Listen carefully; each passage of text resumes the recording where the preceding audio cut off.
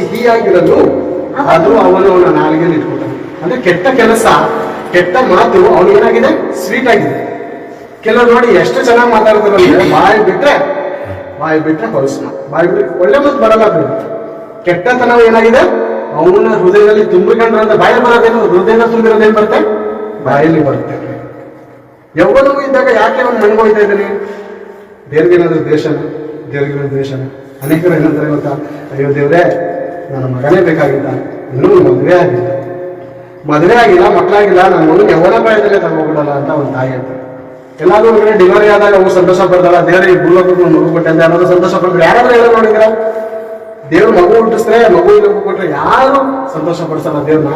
ಮಗು ಮಾತ್ರ ಹೋಗ್ಬಿಟ್ರೆ ಏನಂತಾರೆ, ಅಯ್ಯೋ ದೇವ್ರೇ ನನ್ನ ಮಗನೇ ಬೇಕು. ನಿನ್ನ ಮಗ ಏನ್ ಮಾಡ್ದ ಅಂತ ನೋಡ್ತಾ ಇದೀಯಾ, ನಿನ್ನ ಮಗಳು ಏನ್ ಮಾಡ್ತಾಳ ಅಂತ ನೋಡ್ತಾ ಇದೀಯಾ.